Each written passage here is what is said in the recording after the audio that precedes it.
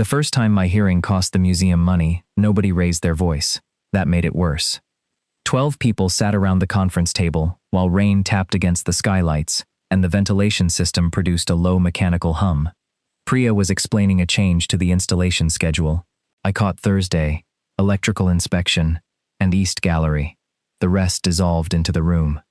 When she asked whether my team could accommodate the change, I smiled and said, "That should be fine." The silence that followed was immediate. Only then did I realize I had agreed to install 3 display cases before the reinforced floor beneath them had passed inspection. I corrected myself, made a joke about needing coffee, and rearranged 2 weeks of work while everyone politely pretended not to understand what had happened. By the time the meeting ended, I had delayed the textile gallery and created overtime for the fabrication crew. Priya waited until the room emptied before closing the door. She stood where I could see her face. "You didn't hear me." I began stacking papers that did not need stacking. I heard enough. "That isn't the same thing, Elias." I hated that she was right, almost as much as I hated how gently she said it. I told her I would fix the schedule, then escaped before she could ask the question everyone had started asking in careful voices. "Is it getting worse?" The answer was yes. Saying it aloud would turn it into a fact other people could organize around. They would move meetings into smaller rooms, send written summaries I had not requested, and watch my face whenever someone laughed. They would become patient until patience became effort, then resentment. I had watched that progression before. It appeared in the sigh someone tried to hide, or the phrase, "never mind." So I carried my laptop into the unfinished immigration gallery, locked the temporary door, and stood alone beneath rows of bare work lights. The gallery smelled of sawdust and fresh paint. Half-built walls divided the space into the beginnings of stories. A century-old trunk waited under protective cloth, and empty mounts marked where family photographs would hang. I had designed the exhibit around recorded histories from people who arrived in the city, carrying one suitcase, and no guarantee they would be welcomed. I sat on an unopened crate and removed my hearing aids, not because the room was loud, but because I was tired of trying.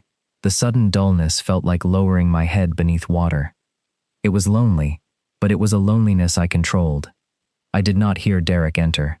I noticed him when a shadow moved across the floor. He stood near the temporary wall in a charcoal work jacket, plans under one arm, looking at me with the stillness he reserved for structural cracks and people pretending they were not hurt. His mouth moved. I caught nothing. I put the hearing aids back in while they woke with a soft electronic chime. Most people knock before breaking into an emotionally private construction zone, I said. Derek did not smile. He stepped into my line of sight. I did knock. That landed harder than it should have. I looked at the plans under his arm. "Then your technique needs work." Derek had been my best friend for 9 years, which meant he knew when humor was a door and when I was holding it shut. We met during my first gallery renovation, when I was 22, underpaid, and convinced enthusiasm could replace sleep. He was the assistant site manager, with a permanent crease between his eyebrows and a talent for appearing whenever I tried to lift something heavy. We became friends through arguments about wall anchors, then through late dinners, emergency rides, spare keys, and Sundays that stopped requiring invitations. Derek knew my coffee order and why I never answered my father after 10 at night. I knew he cleaned when anxious and dated women who eventually complained that I knew more about him than they did. He placed the plans beside me. Priya called the site office. I stared at him. That feels like a breach of several international treaties. She said the schedule changed. It's handled. She also said you disappeared. He crouched in front of me, bringing his face level with mine. It was something he had begun doing more often, though I was not sure he realized it. Why didn't you tell me it had gotten this bad? I could hear him clearly now. That almost made the question worse. I did tell you. You said crowded rooms were harder. They are. You didn't say you were missing entire conversations. I looked past him toward the covered trunk. What exactly did you want me to say? That I spend meetings assembling sentences from 3 words and somebody's eyebrows? That I laugh late because I wait to see whether everyone else does? That sometimes you call my name from another room and I pretend I was distracted? His anger disappeared so quickly that I wished I could take the words back. You do that with me? It isn't about you. That wasn't my question.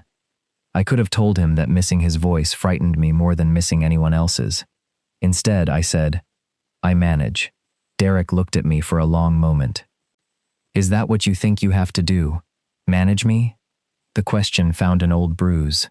My former boyfriend, Caleb, had once promised my hearing would not change us. 6 months later, he stopped choosing places where I could follow conversations. He answered questions for me when I stood beside him and became irritated whenever I objected. Our final argument started because I asked for captions and ended with him saying every ordinary plan had become complicated. I never told Derek the exact words.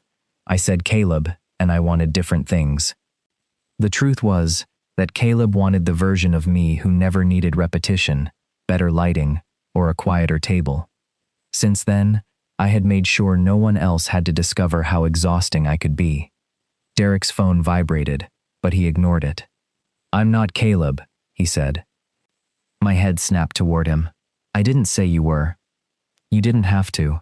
He rubbed a hand over his mouth and looked around the unfinished gallery, as if instructions might be hidden among the beams. That was Derek's instinct whenever something frightened him. Find the weak point and reinforce it. Tell me what you need, he said. I could already imagine him researching devices and rearranging his life until helping me became another responsibility. I need you not to turn this into a project. His eyes returned to mine. You're not a project. Then don't look at me like something failed inspection.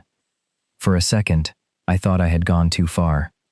Then Derek exhaled, the closest he came to admitting pain. He picked up his plans.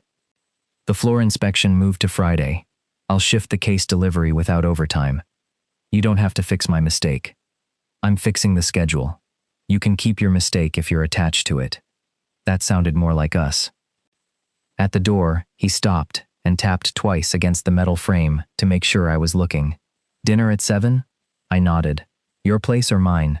Yours. My kitchen contains 1 lemon and mustard. So, a normal Tuesday. This time I smiled. He left only after seeing it. Derek did not mention the meeting over dinner. He faced me when he spoke, lowered the television without making a performance of it, and repeated himself once without the breath of impatience I had learned to fear. I noticed every adjustment and resented myself for noticing. When he went home, he took my broken desk lamp with him, claiming the loose switch was a fire hazard. At 11:30, he sat at his kitchen table with the lamp in pieces and his laptop open beside it. He searched for hearing loss communication, read several accessibility guides, and closed each one more unsettled than before. Then he found a beginner lesson in American Sign Language. The instructor raised one hand and demonstrated a simple sign. Derek copied it awkwardly, checked his fingers, and tried again. Thank you. He practiced until the movement stopped feeling borrowed, though there was no one in the room to see it. By Thursday, Derek had reorganized half the East Gallery without asking me. He moved the contractor briefing from the loading bay to a smaller conference room, replaced the portable fan near the display cases with a quieter model, and instructed the installation crew to text schedule changes instead of calling them across the room. None of it was unreasonable. That was the problem. Every change made my workday easier, and every change reminded me that he had noticed something I had spent months trying to hide. At 9:15, I found him kneeling beside a temporary wall, measuring the clearance beneath a row of lighting tracks. Did you declare yourself Accessibility Emperor while I was gone? He looked up. Temporary appointment. You changed the briefing location. The loading bay echoes. You replaced the fan. It sounded like a helicopter. You told Marcus to send written updates. Marcus forgets everything he says, 5 seconds after saying it. I improved the system for everyone. I folded my arms. You could have asked. Derek rose. Tape measure clipped to his belt. Would you have said yes? That is not the point. It feels adjacent to the point. I wanted to be angry. Instead, I noticed he had positioned himself directly beneath one of the work lights, where I could see his face without glare behind him. Ask next time. He nodded. Next time. For the rest of the morning, Derek kept his promise so literally, it became annoying. Can I close the gallery door before we go over the electrical plan? Yes. Can I email you the measurements instead of reading them out? Yes. Can I move this cart so you can see everyone during the crew meeting? Derek. That sounds like a no. It sounds like you are enjoying this. A corner of his mouth lifted, a little. We had always been good at irritating each other without causing damage. Derek pushed until I stopped pretending, and I mocked him until he remembered he was human. But something about the way he watched me now felt different. He no longer looked away when I studied his mouth to catch a word. He slowed down without exaggerating. When someone interrupted from behind me, he waited until I turned, instead of repeating the information over my shoulder. That evening, Derek attended his first in-person ASL class across town. He told me he had a project meeting. Technically, this was not a lie. The project was me. The class met in a community center with beige walls, folding chairs, and a whiteboard carrying the ghost of a children's multiplication lesson. Derek chose a seat near the back. He was the only person wearing steel-toed boots, and the only one who looked as if he expected to be graded on structural integrity. The instructor introduced herself as Marisol Vega. She was compact, expressive, and unimpressed by nervous adults. Hands visible, she said. Faces visible. And stop apologizing before you make mistakes. You are going to make many. Derek spent the first 20 minutes confusing morning with tomorrow, and nearly signing bathroom when he meant name. Marisol watched him repeat the same phrase until his fingers cramped. You have someone specific, she said during the break. Derek looked at her. What? You are not learning generally. You are learning at someone. That sounds aggressive. It is affectionate aggression. He glanced down at the practice sheet. My friend is losing his hearing. Did he ask you to learn? No. Does he know? No. Then the first thing you should learn is how to ask what he wants. Derek leaned back. He told me not to make him a project. And yet here you are with color-coded flashcards. They came in the packet. Marisol smiled. Of course they did. On Saturday morning, Derek appeared at my apartment, carrying a replacement switch for my desk lamp, 2 breakfast sandwiches, and the expression of a man who had completed several tasks before most people found their socks. You fixed it, I said when he set the lamp on my counter. I replaced one part. You took it apart on a weeknight. That qualifies as devotion in certain cultures. He went still for half a second, then unwrapped his sandwich. Those cultures need better standards. I pretended not to notice the pause. We ate at the kitchen counter while rain pressed silver streaks against the windows. Derek used the chipped blue mug in my cabinet, though I had others without damaged handles. He claimed the chip fit his thumb. I suspected he liked that it had become his without either of us saying so. Halfway through breakfast, I turned to rinse my plate and heard him say something behind me. I faced him. What? Instead of repeating himself, Derek raised one hand and made a stiff, uncertain movement. I stared. He tried again. What was that? His ears reddened. Thank you. For what? For breakfast. You brought breakfast. Then thank you for letting me eat it here. The sign was recognizable only because he had clearly practiced it too many times. I set the plate down. Where did you learn that? Online. The answer came too quickly. Why? He shrugged with studied casualness. It seemed useful. Useful like replacing a light switch. Less chance of electrocution. I watched him. Derek held my gaze, but his thumb rubbed against the chipped edge of the mug. He was hiding something. I lifted my hand and showed him the sign correctly. Your movement is too wide, and your fingers are tense.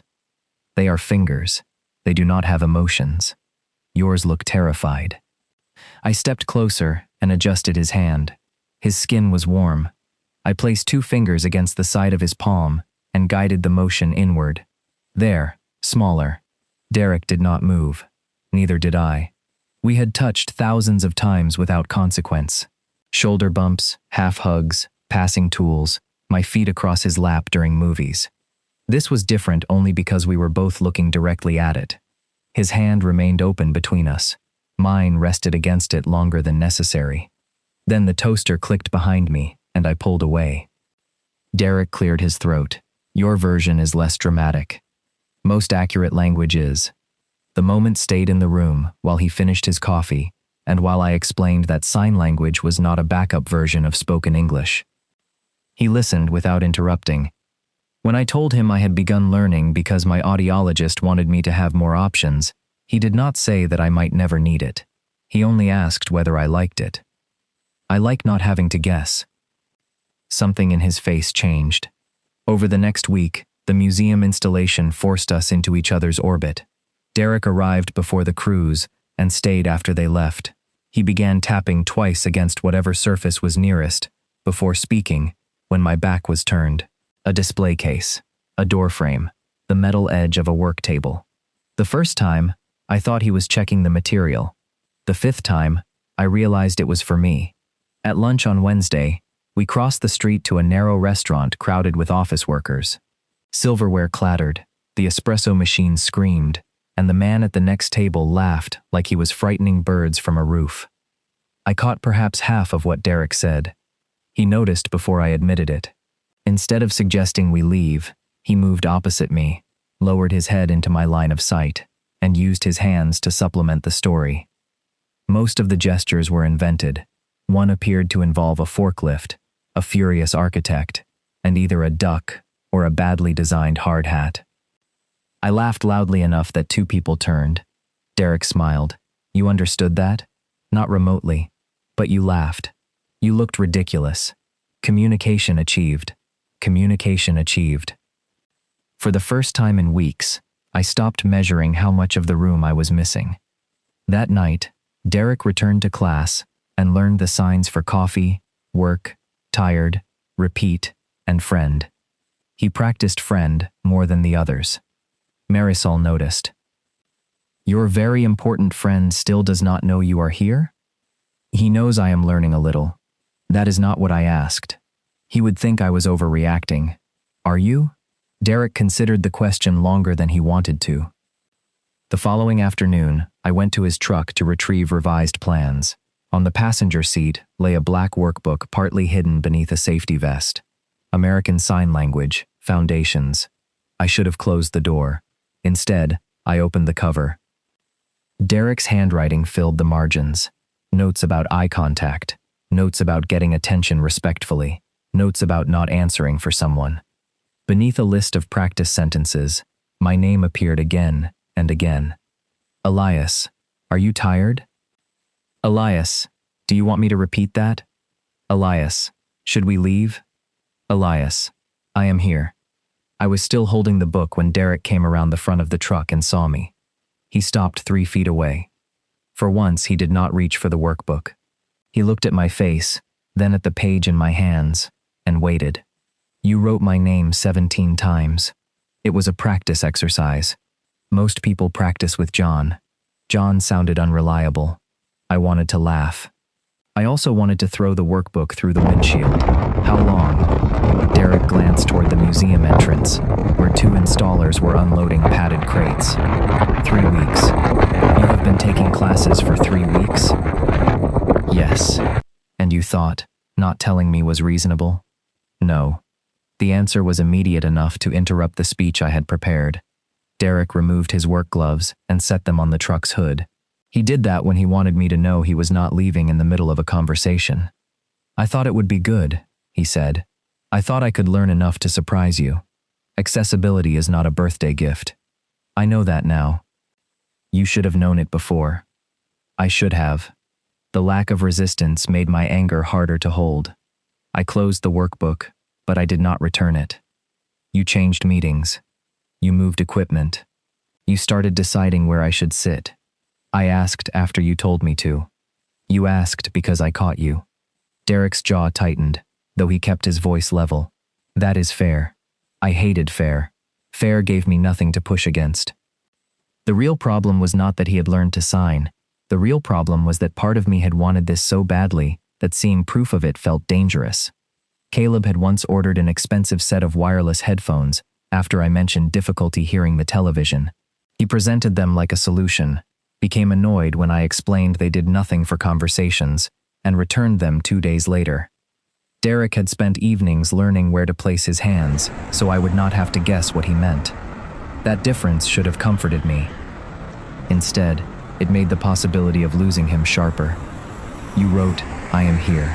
Derek looked toward the open page. It was in the lesson. No, it wasn't.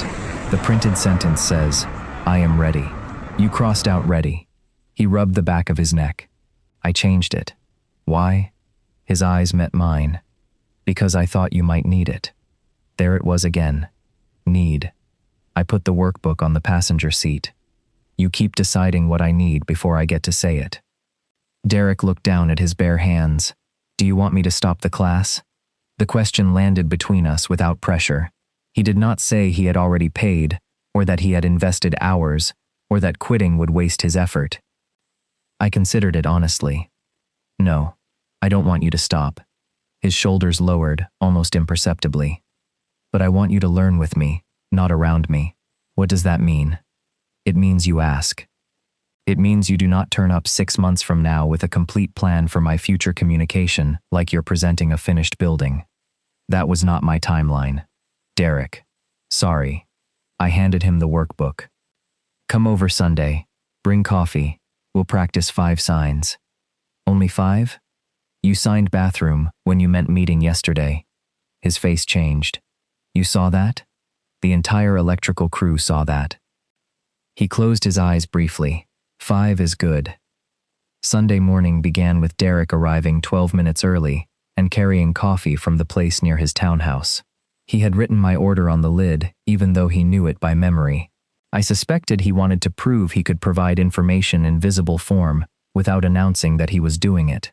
He took his usual place at my kitchen table and reached automatically for the chipped blue mug, then remembered he had brought disposable cups. You look disappointed. I like the mug. You mocked that mug for 4 years. I grew. The mug didn't. I poured his coffee into it anyway. The first 5 signs were coffee, repeat, ready, tired, and thank you. Derek approached them with the intensity of a man diffusing something explosive. His hands were strong and precise when holding tools, but language made them uncertain.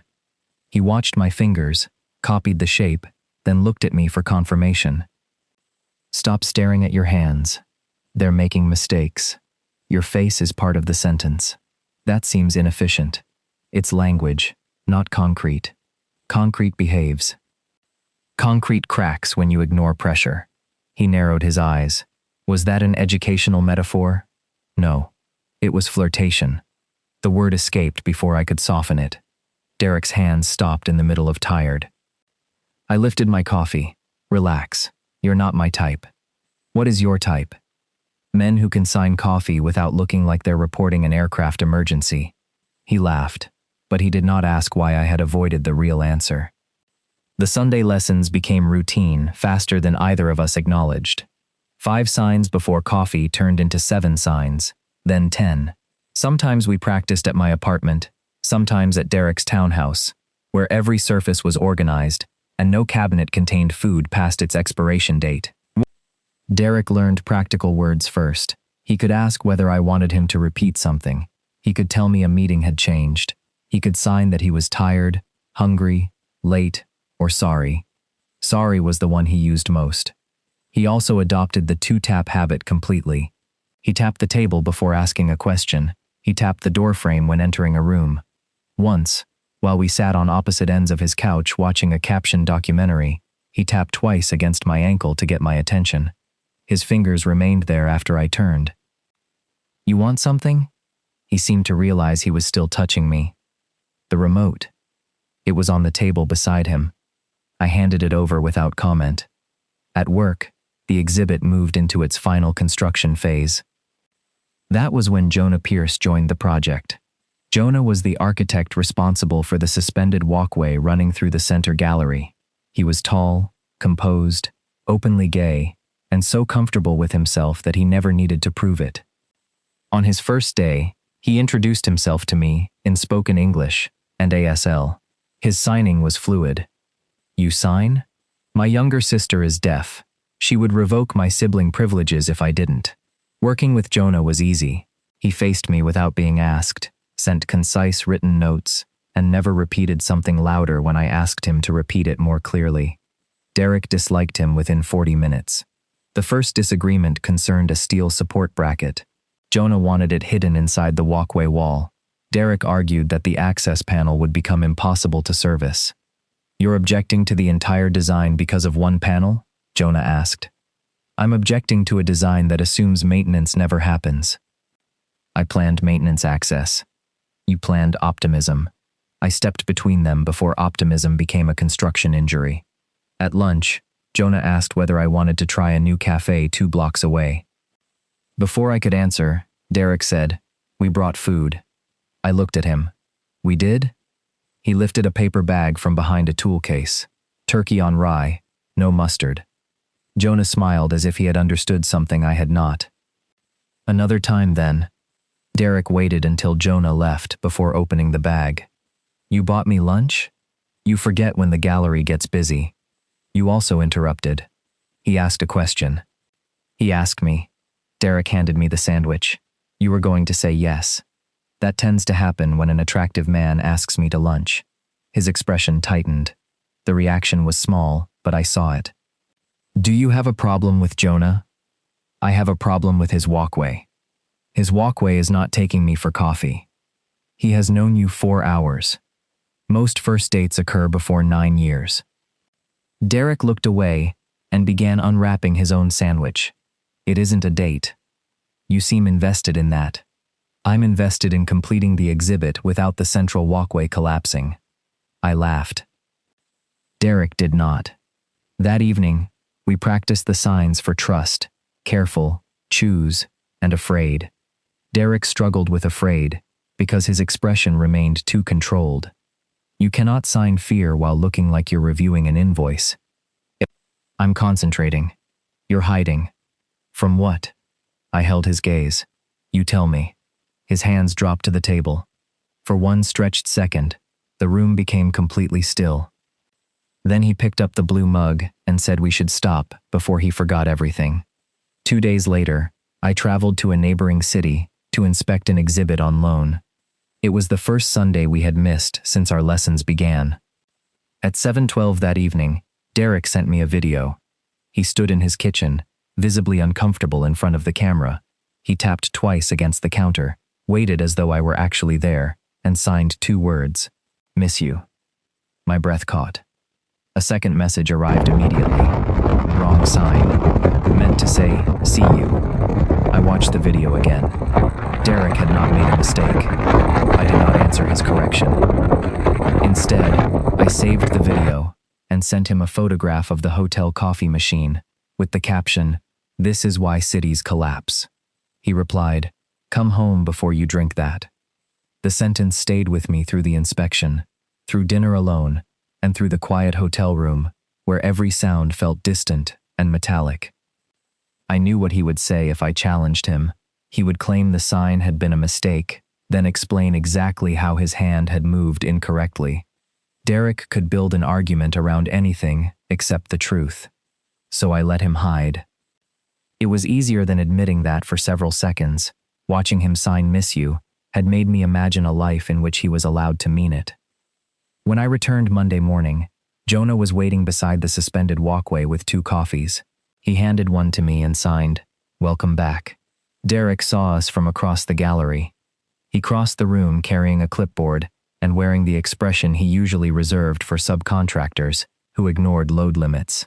"We need to discuss the anchor points." Jonah looked toward the exposed steel above us. They passed inspection Friday.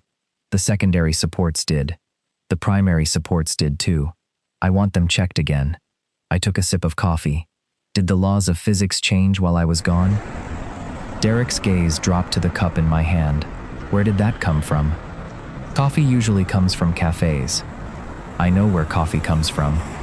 Then your morning is already educational. Jonah glanced between us, clearly entertained. Derek was not. He spent the next hour finding reasons to remain within 20 feet of my workspace. He reviewed measurements that had already been reviewed, corrected a label nobody had asked him to read, and interrupted twice while Jonah and I discussed the opening reception. The second time, I asked Jonah to give us a minute. Derek followed me behind a temporary partition. What? You tell me. I have no idea what that means. It means you've been circling Jonah like he's planning to steal copper wire. He changed the railing profile. Last week. It's still changed. You sent me a video saying you missed me, then spent this morning glaring at the man who brought me coffee. I told you that was the wrong sign. No, you told me you meant see you. Those signs aren't remotely similar. Derek's face went still. For a moment, neither of us moved. Then he said, I was tired. I laughed once, without humor. Of course. I stepped around him before he could offer another practical explanation. He caught my wrist, gently enough that I could pull away. I turned. His grip loosened immediately, but his hand remained near mine. Elias. What? He looked as if the answer was directly in front of him, and written in a language he had not learned yet. Nothing. That evening, Derek had dinner with Vanessa. She lived across town in a narrow apartment full of plants she kept alive through discipline and mild threats. Derek arrived carrying takeout and spent the first 10 minutes criticizing the condition of her balcony railing. You're avoiding something, she said. I'm inspecting. You're holding noodles. Derek set the carton down. Vanessa watched him pace from the kitchen to the window and back. Elias met someone? Derek stopped. Why would you ask that? Because you only clean or inspect structures when you're scared, and my apartment is already clean. He hasn't met someone. But there is someone. An architect. Vanessa smiled slowly. You're jealous of an architect. I'm not jealous. You know his profession, so this is already serious. Derek sat opposite her. He told her about Jonah's coffee, his fluent signing, and the way Elias seemed more relaxed around him. He left out the video. Vanessa listened until he finished. Do you want Elias to date him? No. Why? Because Jonah is arrogant. Try again. Because they work together. So do you. That's different. How? Derek opened his mouth and found nothing useful. Vanessa leaned forward. You don't have to decide what to call yourself tonight, but stop pretending your feelings are neutral. Neutral people don't memorize another man's coffee order, learn a language for him, and resent architects. The museum's final systems rehearsal took place Thursday evening. By 7, most of the crews had left, leaving only me, Derek, Priya, Jonah, and 2 lighting technicians. We tested the interactive displays, checked the audio transcripts, and walked the visitor route one final time. The immigration gallery looked almost finished. Family photographs floated against deep blue walls. The old trunk rested beneath soft light, no longer hidden under cloth. For the first time, I could see the story I had carried in drawings for more than a year becoming real. Then, every light went out. The gallery dropped into darkness so complete that I lost the room's shape. Emergency fixtures flickered on several seconds later, casting narrow red pools along the floor. Somewhere behind me, a technician shouted. The backup generator failed to engage, and the ventilation system fell silent. I turned toward where I thought the exit was, but a hand tapped twice against the metal display rail. Derek stood inside the red emergency glow. His face was difficult to read, and the darkness made lip reading almost useless. He raised his hands. You okay? The sign came without hesitation. I nodded and signed back. Yes. What happened? Power failure. Stay here. Glass panels unsecured. His movements were not perfect, but they were clear. He told me where the exposed tools were, warned me about a cable across the floor, and asked whether I could help guide Priya toward the service corridor. He did not grab me or make decisions for me. He gave me information and waited for my response. For 10 minutes, while the technicians worked to restore the generator, Derek and I communicated almost entirely through sign. He used words I had never taught him. Careful. Behind you. Wait. Safe. Ready. He had learned them for moments exactly like this, but not because he expected me to fail. He had learned them because he expected us to keep working together. When the lights returned, applause broke out from the far end of the gallery. The sound hit my hearing aids too sharply, and I lowered the volume. Derek noticed. He did not ask whether I was all right again. He only stepped close enough for me to see him and waited. Later, after everyone else left, we sat on the edge of the completed walkway with our feet above the polished floor. The gallery was quiet now. No drills, no ventilation roar, no overlapping voices. Derek handed me a bottle of water. You were good tonight. So were you. You knew more signs than you admitted. I practice. How often? He looked down at his hands. Every day. The answer moved through me, with more force than it should have. Derek turned toward me and signed slowly. Proud of you. I smiled despite myself. You practiced that too. Every day, he signed. His hand remained raised between us. I reached over and corrected the angle of his thumb, though it did not need correcting. My fingers touched his palm. Derek looked at our hands, then at me. Why does this matter so much to you? He did not withdraw. You matter to me. That isn't the same answer.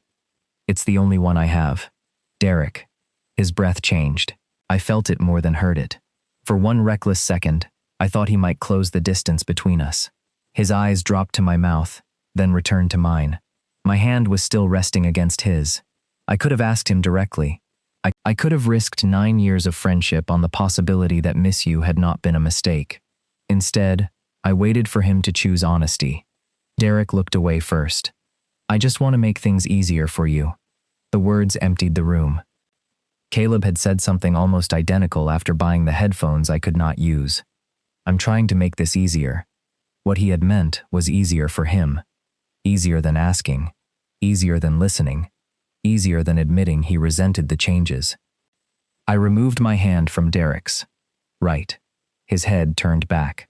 That came out wrong. No. It came out clear. Elias. I didn't mean. You don't need to explain. I think I do. I stood. The power is back. The exhibit is safe. Your job here is done. The hurt on his face nearly stopped me. Nearly. I walked out before he could follow. The next morning, I found an email waiting from the Portland Museum of Cultural History. I had applied months earlier, before Derek's classes, before the blue mug, before Miss You. I had almost forgotten. They were offering me the senior exhibit design position. The salary was higher. The accessibility department was fully funded. The start date was 6 weeks away. I read the message twice, then looked toward the empty chair across from my kitchen table. For the first time, leaving felt less like running away and more like an answer. I did not tell Derek about Portland. For 3 days, I carried the offer through the museum like a sealed envelope under my ribs. I answered questions, approved final labels, and watched visitors' benches arrive, while 6 weeks counted down inside my head. Portland offered everything I had spent years pretending I did not need: captioned internal meetings, visual emergency systems, and an accessibility team involved from the first design draft instead of invited near the end. The position was not charity. They wanted my work. Still, every time I imagined accepting, I saw Derek's blue mug on my kitchen table. Then I remembered what he had said in the gallery. I want to make things easier for you. The memory helped me close the application portal before I changed my mind. Derek gave me space after the power failure. At first, I appreciated it. Then Sunday arrived without his knock, his coffee, or the familiar scrape of the chipped mug across my table. At 9:17, he texted, "Thought you might want a quiet morning." I replied, "Good idea." Neither of us mentioned the signs we were supposed to practice. Trust, choose, stay. I spent the morning boxing books I had not yet decided to take anywhere. By noon, my apartment looked as though I had already begun leaving, though I told myself I was only organizing. Priya learned about Portland because the museum called her for a reference. She found me alone in the break room Monday afternoon, staring at a vending machine without seeing it. "You accepted?" "Not yet. But you're going to. It's a good job." "It is. They have the infrastructure." "They do. I wouldn't have to ask for every adjustment individually." "That matters." I waited for her to tell me what choice to make. She did not. "Derek knows?" "No." Her eyebrows lifted. "We're not discussing Derek." You're moving 3,000 miles away, partly because of a sentence he said badly. I applied before that sentence and forgot about the application until after it. I turned toward the machine. Do you want anything? I want you to choose Portland because it expands your life, not because it lets you leave before someone disappoints you. That sounds suspiciously like advice. It's an observation. Advice would cost you lunch. Derek learned 2 days later. He arrived at the museum near closing, moving with the sharp purpose that told me he had already made several decisions. Priya had mentioned the reference call while discussing staffing for the opening. She later apologized. I told her it was not her secret to protect. Derek found me in the central gallery, reviewing captions on an interactive screen. You're moving to Portland? No greeting. No 2 taps. I turned slowly. I have an offer. That wasn't my question. I haven't finalized anything. You're 6 weeks from a start date. I glanced toward the technicians packing equipment near the exit. Not here. He followed me into the same side gallery, where he had first realized I could not hear him from behind. The walls were finished now, painted a muted green, but no artifacts had been installed. The emptiness made every word sound exposed. Derek pulled a folded page from his jacket. The Regional Design Institute has 2 openings. I called someone I know there. I stared at the paper. You did what? There's also a senior position at the University Museum. The salary is close to Portland, and I can talk to their facilities director about... Stop. He stopped speaking, but held out the page. You contacted employers for me? I contacted people who can give you options. I already have an option. 3,000 miles away. So your entire life is here. My career is part of my life. I know that. Do you? Because you reacted to my job offer by trying to replace it before asking whether I wanted to go. Derek lowered the page. Do you? The honest answer was that I did not know. That uncertainty made me angrier. This is what you always do. You find a problem and start assigning solutions. You are not a problem. You keep saying that while treating every change in my life like an emergency you are responsible for containing. I'm trying to help. I didn't ask you to. You never ask anyone. The words struck cleanly. Derek saw it and stepped back, but he did not retract them. You hide until people have to guess, he said. You let meetings fall apart rather than say you missed something. You applied for a job across the country and planned to disappear before telling me. I'm not disappearing. What would you call it? A career move. Without a conversation? You're my friend, Derek. I don't need your approval. His face changed at the word friend. I saw the hurt and hated that part of me had chosen it deliberately. No, he said. You don't. I folded my arms to stop my hands from shaking. Portland would make my work easier without requiring one person to rearrange his entire life around me. Is that what you think I'm doing? You learned a language in secret. You changed my meetings. You contacted employers. What am I supposed to think? That I care whether you're here. Why? Derek opened his mouth. Nothing came. I stepped closer. Why does it matter this much? His hands moved before his voice did. Stay. The sign was clear. Almost desperate. For 1 second, every angry thought in me went quiet. Then I asked the only question that mattered. What happens if I stay? Derek stared at me. Do we go back to coffee on Sundays? Do you keep learning signs and pretending it's just what good friends do? Do I watch you date someone else while you decide where I sit and who I work for? That isn't what I'm doing. Then tell me what staying means. His breathing changed. His fingers flexed at his sides, but no answer came. I nodded because silence was still an answer, even when you could hear it perfectly. That's what I thought. I left him standing in the empty gallery with the folded list of jobs in his hand. That night, I put the blue mug in the back of the highest kitchen cabinet. It felt ridiculous, punishing a piece of ceramic for belonging to someone who had never actually claimed it. I boxed the ASL workbook we had been using together and canceled the reminder labeled 5 signs before coffee. Then I opened the Portland email and accepted the position. Derek did not contact me for 4 days. He went to work, attended his ASL class, and failed every exercise Marisol gave him. When she asked him to sign a simple sentence about weekend plans, his hands stalled at friend. You keep stopping there. I know. What word are you trying not to use? He looked at the empty chair beside him. I don't know. Marisol crossed her arms. That is often what people say when they know, but don't like the answer. After class, Derek drove to Vanessa's apartment. She opened the door, took one look at him, and moved aside. He's leaving. I heard. He accepted. Vanessa led him to the kitchen, but did not offer him anything to repair. What did you tell him? To stay. And why should he? Derek pressed both hands against the counter. Because Portland is far away.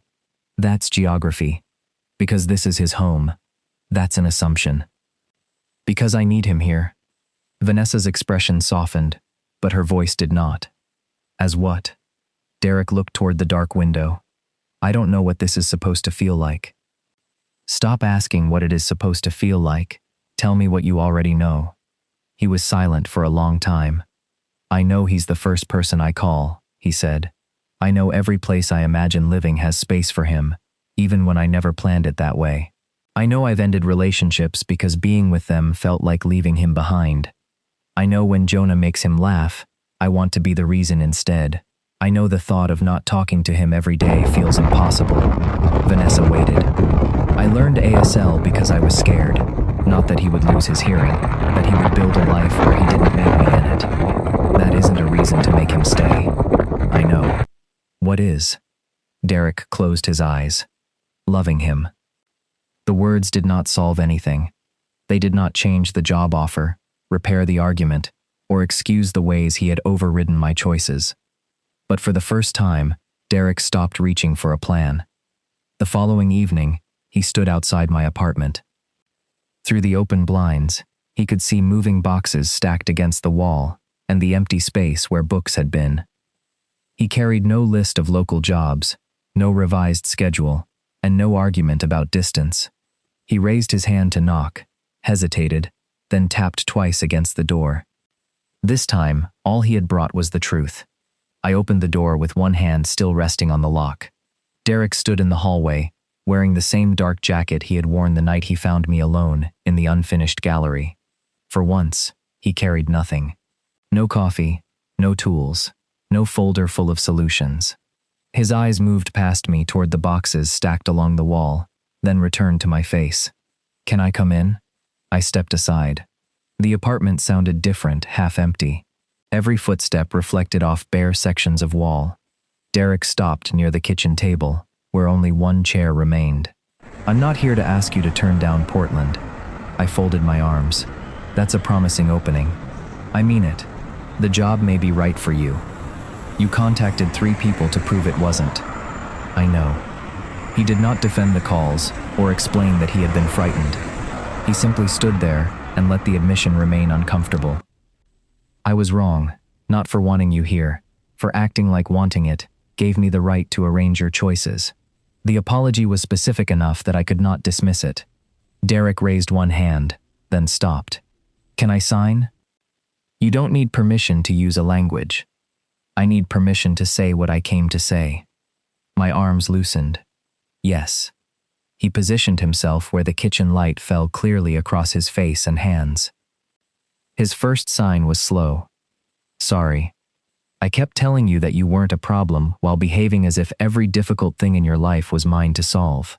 I thought helping meant proving I would never leave, but I never asked whether my help was making you feel trapped. His fingers moved again. Listen, I should have done more of that. I forced myself to meet his eyes. Why did you come now? Because you asked me what staying would mean, and I was too afraid to answer. He signed afraid, the expression finally matching the word. He looked exposed. I spent my whole life believing that if I stayed useful enough, people would keep me. Then you came along and stayed even when I had nothing useful to offer. You were there when my father got sick.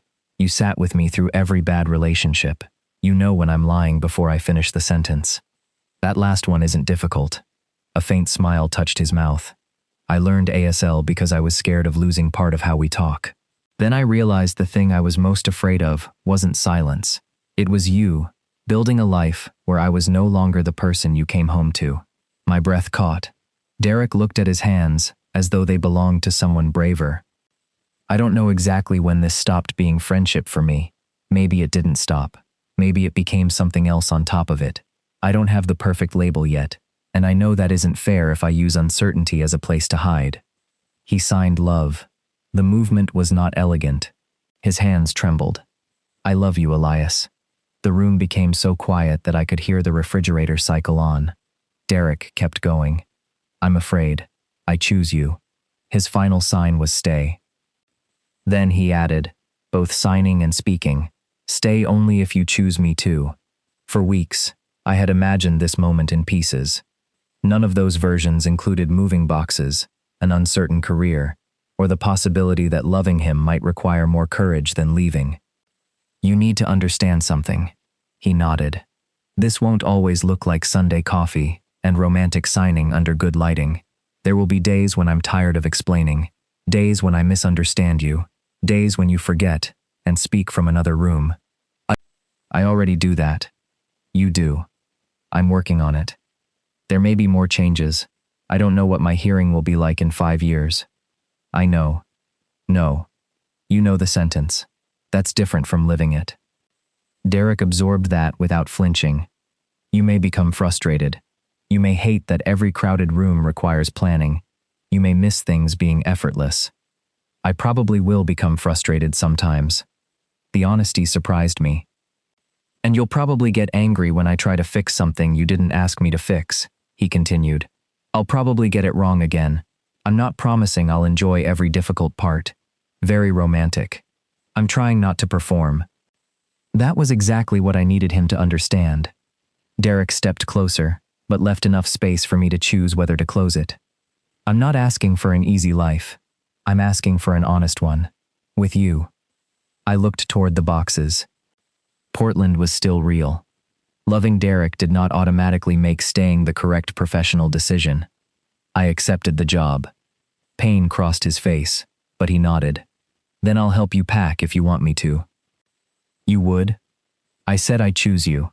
I didn't say I only choose you within driving distance. That answer broke something open in me. I haven't signed the relocation agreement yet. They mentioned a consulting arrangement. I dismissed it because I thought leaving completely would be cleaner. Derek waited. I need to speak with them, and with Priya. I need to decide what I want when I'm not trying to escape you. That sounds fair. It could still mean Portland. I know. And if I stay, it can't be because you learned the right sentence. I know that too. I studied him. You're agreeing with me a lot. Marisol says listening is a skill. Marisol is wise. She's terrifying. I laughed, and the sound felt strange after so many quiet days. Derek's shoulders relaxed, but he still did not move closer. There's another question. All right. Do you want to kiss me? His eyes widened slightly. Yes. I raised an eyebrow. He corrected himself, signing and speaking together. Yes. I want to kiss you. I stepped into the space between us. Derek touched my face only after I leaned toward him. His palm settled against my jaw, warm and careful, without treating me as delicate. The first kiss was brief, because both of us stopped to make sure it was real. The second was slower. Familiarity did not disappear when his mouth touched mine. It deepened. He still smelled like cedar from construction dust, and the soap he had used for years. His thumb moved once beneath my ear, and I felt the gesture more clearly than any sound. When we separated, Derek rested his forehead against mine. I've wanted to do that since the gallery. Which time? The power failure. You waited a long time. I had several identity-related scheduling conflicts. I laughed against his mouth. 3 weeks later, Portland agreed to restructure the position. I would lead 2 major exhibits as an external consultant and travel there several times a year. Priya helped me negotiate a new role at the City Museum, overseeing inclusive exhibit design. I did not remain because Derek asked me to. I remained because, once fear stopped making the decision, the work and the life I wanted were both still here. Derek kept attending ASL classes. He made mistakes constantly. He also stopped making accessibility decisions before asking me. Not perfectly. Sometimes I would discover he had already begun moving a lamp before catching himself. Do you want this changed? Sometimes I said yes. Sometimes I said no. Learning that both answers were safe changed more than the light in a room. By the time the immigration exhibit opened to the public, Derek and I had been together for 4 months. He did not hide me while deciding on the most precise identity label. He introduced me as his partner because that was the truth he already knew. The opening reception filled the galleries with donors, reporters, families, and enough overlapping conversation to turn every hearing aid setting into a compromise. I managed for nearly an hour before exhaustion began blurring faces and words. Derek stood across the room speaking with one of the contractors. When he saw me touch the edge of my hearing aid, he did not immediately come to rescue me. He waited until I looked in his direction. Then he tapped twice against the glass display case beside him. Even through the crowd, I felt the familiar signal. I crossed the gallery to him. He signed, "Ready to go home?" I glanced toward Priya, who waved me away before I could apologize for leaving my own reception. I turned back to Derek and signed, "Our home?" His smile softened. Yes. At my apartment, which was slowly becoming ours, the chipped blue mug sat beside the sink. Derek had used it that morning, during our 5 signs before coffee. The words had been future, patience, together, choose, and home. I used to think love was finding someone who would never be inconvenienced by me. Derek taught me it was finding someone willing to learn, and brave enough to let me choose him back.